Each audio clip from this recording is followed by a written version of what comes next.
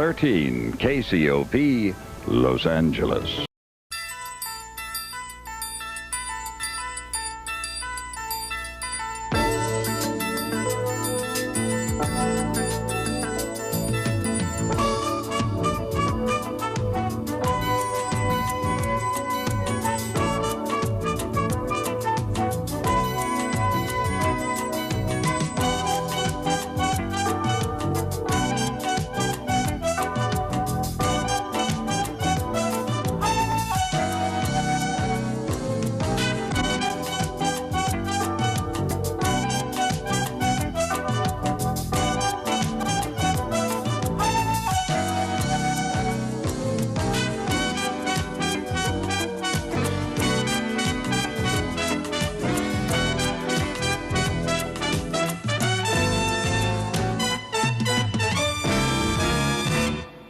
Interesting choice of camera angle as we dive into a 22-minute episode, to be exact, that is broken up into 5 acts, almost like is Frasier inspired.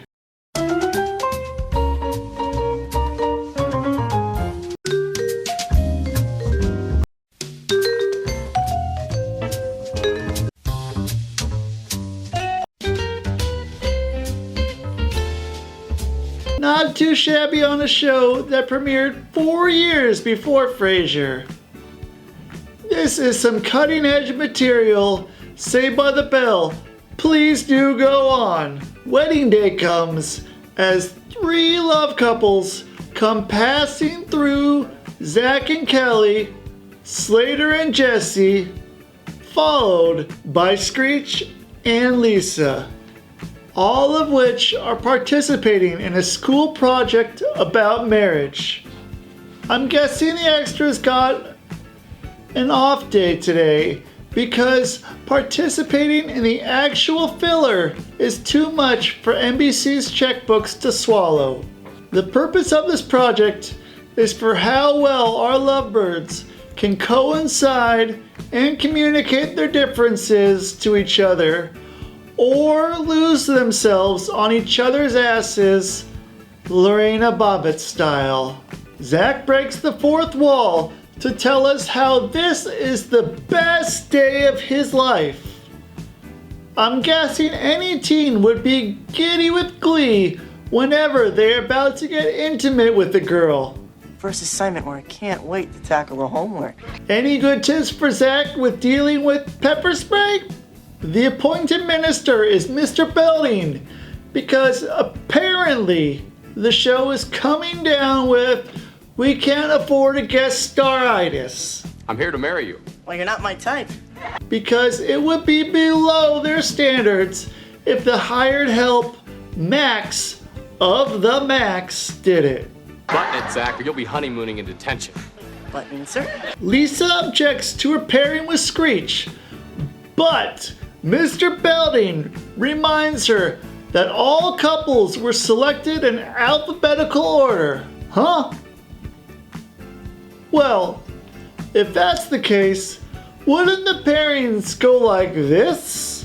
Zack Morris and Kelly Kapowski, Screech Powers and Jesse Spano, AC Slater and Lisa Turtle. Yeah, and why did Preppy wind up with my Kelly? Your Kelly? May I remind you, Slater, that no woman is your possession? She's right. Kelly's mine. Boy, if I could rearrange the alphabet, I'd move you. Well, I'm changing my name to Zigowitz. Back at the Max, the Bayside crew has time to express their feelings over their recent fake marriages, and already it's as if they're already married. What's wrong with it, Mrs. Slater? Mrs. Slater, if I really married you, I wouldn't use your last name. Well, whose last name would you use? Mine. This chick's crazy. I bet you want me to have the kids, too. You think you have the stomach for it? Very funny. Aww, marriage. Just another fancy schmancy word for adopting an overgrown child who cannot be handled or coddled by his parents anymore.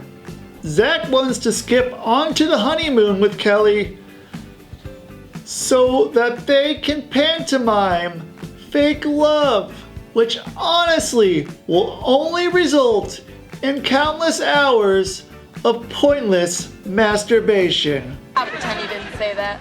Later in the day, while Lisa is sweating to royalty-free aerobics,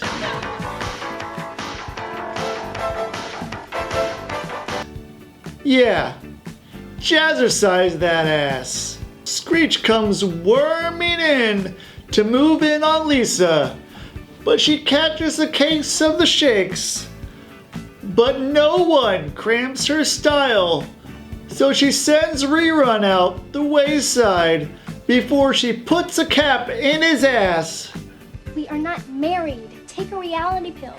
Some men just want to watch the whole world burn calories. Don't fight it. Tell me how you really feel.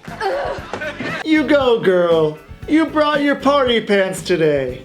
Later that evening, Lisa is praying to God to strike her dead, then spend one more scene pairing as a regular on this show next to that freak on a leash. Her punishment?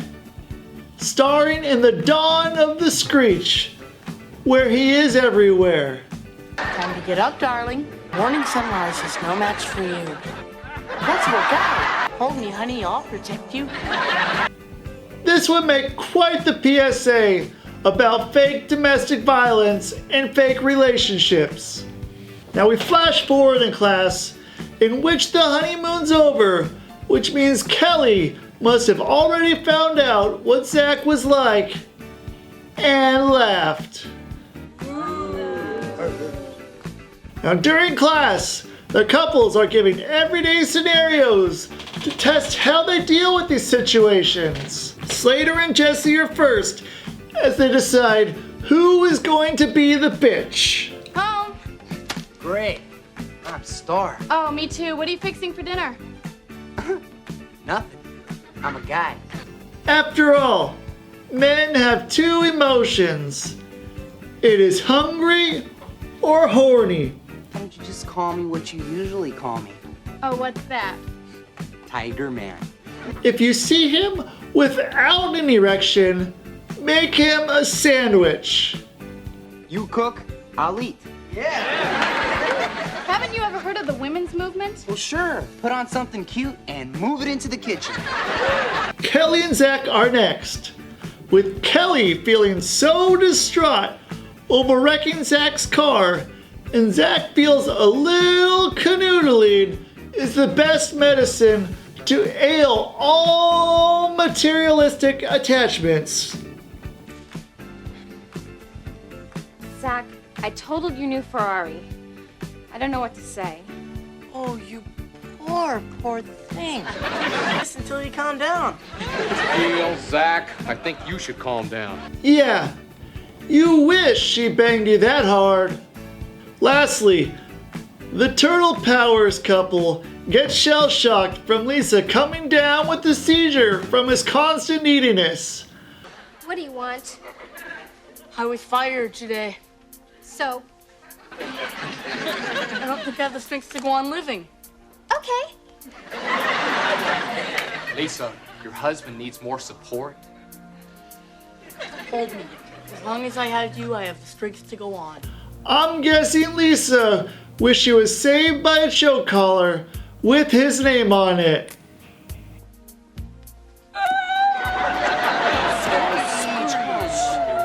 What? As a result, Mr. Belding has no other recourse than to annul this playdate before she fakes a cardiac arrest. Screech ends up looking like the poster child to every child who realizes Santa is only a marketing retail ploy like Ovaltine. In the words of Ralphie from The Christmas Story, son of a bitch.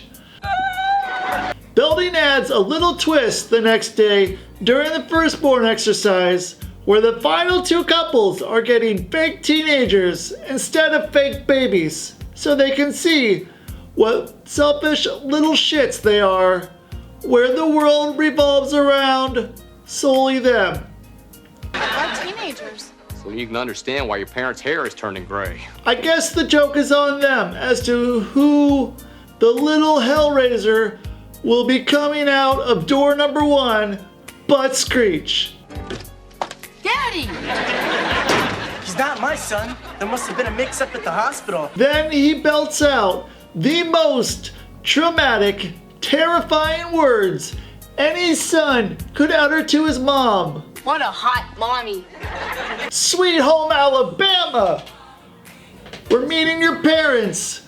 Doesn't require you to leave the house. Role reversals occur in the Slater and Jesse pairing, where Lisa now is the daughter and starts demanding that they cater to every need. Lisa, our baby. I'm not a baby, I'm a young woman. I want a big allowance, no curfew, and my own phone, okay? As if she isn't doing that already. You sound just like your mother. How original, NBC. Back in the restroom, you know, the place where characters find things to do while they poo on the loo. Anyway, in the restroom, Screech is writing Lisa's name in toothpaste on the mirror. He's exhibiting the kind of behavior most young people do at their age when they find out their life sucks. Maybe for you it was. For me it was the real thing. My moment in time. You got a problem with that, Dimples? However, life hasn't even begun to kick your butt yet, so buckle up, Buttercup. Screech, what are you doing with that toothpaste? I'm making a symbolic statement. Lisa's giving me the brush. Nah, that's not creepy at all. He's just being very calm and mindful. Slater comes in and offers a plea deal that if he can break up Zack and Kelly, that he can guarantee a date with Lisa, because after all, she is his daughter. Lisa's my daughter now, and my daughter listens to me when it comes to things like what boys she dates. Would you do that for me? Now that depends on what you would do for me. Your parents did say you could be anything you wanted, so you became an asshole. We cut to our next segment, The Surprise, where Mr. Belding informs the couples that dealing with the unexpected, like either finding out your spouse is a serial killer or your son has to make another gruesome sex tape to cover up his legal expenses, is part of what makes marriages work. This is Dustin Dirty Sanchez Diamond here, and you got 20 bucks. I know you do. Everyone's got 20 bucks. Why don't you spend it getting 4 DVDs at Pleasures? That's right, 4 DVDs for 20 bucks. Pleasures, baby. Kelly tells Zack that she has a special surprise for him when they announce the arrival of their adopted son, Screech. Zack, he's your child. He just wants your attention. Attention. All right. I'll give him more attention. Son! Get lost. Next, Slater is playing quite the subservient husband to his master and controller to take care of their daughter while she goes out to be a lawyer. I want to have at least 7 kids. 7 kids? No, it's all right, darling. I'll give up my career and take care of them all. Why? Because I'm a good father. Screech finds an opening to reinsert himself back into Lisa's arms out on a date. Knock, knock, knock. Mr. Slater, I've come to take your daughter Lisa to the movies. How sweet. Lisa's not home right now, so when you hear the beep, hang up. Beep. Oh, well, Screech, I'm sorry, buddy. I did my best. Thanks for coming over. When he is denied, this becomes yet another example of Screech becoming the living embodiment of nothing ventured, nothing gained, and much like his acting career, is shown the exit door. Mr. Belding suspects the boys are up to something and summons them to his office, accusing them of making a mockery out of mock marriage. Because I wanted to be married to Kelly. Homewrecker, you stay away from my mommy. She's not your mommy. Is that true, Daddy? I'm not your daddy. They are accused of letting their rivalries get in the way of their assignments. But I call clueless on this one. Zack was the victim and was only acting out on his own accord while doing nothing to Slater. Let's be fair about this, sir. We shouldn't all fail. Just Screech and Slater. Why me? They're fathers. I'm just a kid. As for Slater, he was only attempting to do Screech a favor, where favors are far and few for him. Great, now I'm an orphan. But much like the Democratic Party, Zack has to be tied into something Belding knows he can't prove for a punishment that makes no sense. Are all to blame for bringing your personal rivalries into this project. The boys beg for a second chance, and Mr. Belding is going to give it to them, but on one condition only, and that is for their fake wives to comply with their requests. Well, you better start drinking now, because it's only going to get worse from now on. So, the final scene takes us to the Max for the anniversary dinner. You know the Max, Bayside Second School.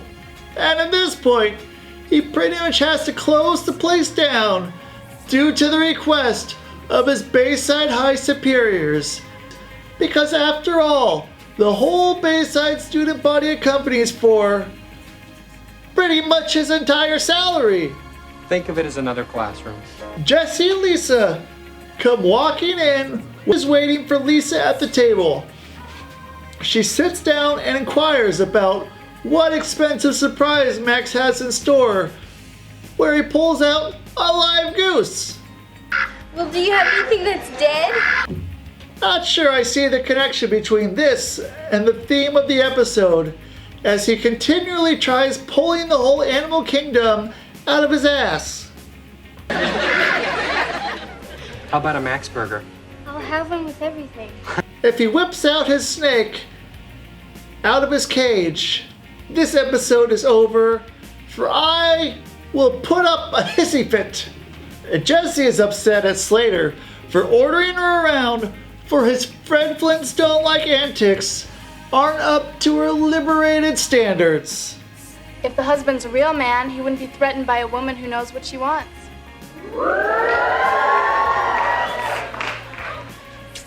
You know, Jessie, you're really a great girl. But I think we should break up before I send you to the moon. They both agree they are not compatible and proceed with the fake divorce hearings at the fake people's court, with the honorable judge figment of your imagination. Yeah, I guess so. It's like the Roadrunner marrying the coyote. Oh, great. Does this mean I have to pay for my own burger? Later we see Kelly wearing a sundress. That said, they set a semi-formal atmosphere, not covering up the body parts that will make the boys want to have sex with you even more. Zack confesses to being selfish while Max brings out the house special. Live Screech heads. Hi, Dad. Son! Yeah, I don't think he's in the mood for clowns, for they taste funny. Wonderful. Has Max now turned into Ed Gein? He might as well change the name of the Max, then, to the Human Experience. Oh, how I've missed him. Kelly and Zack decide to make up, and Kelly puts a lid on this can of bullshit. Thank God. Mr. Belding becomes so impressed that he gives them all A's because everybody communicated their feelings and all is well in the land of instant forgiveness. The episode ends with Zack letting Kelly in on another secret of another fake bundle of joy that I'm surprised the writers came down with amnesia and forgot just what took place seconds ago. For they open the lid yet again to reveal a deformed baby head. I feel your pain, viewers, for if someone submitted this to me, I'd feed it to Hannibal Lecter, who'd prepare freshly prepared Screech head cheese that is stuffed with fava beans, accompanied by a nice bottle of Chianti. Roses are blood red, violets are twilight hued. Your flesh was delectable, and so was the rest of you. Despite the episode's alternative title, Plain House, and how much I enjoyed doing a little renovating out of it myself, I found myself genuinely laughing at certain parts. And in kicking off our venture into the world of Bayside High so far, it's one of my favorites thus far.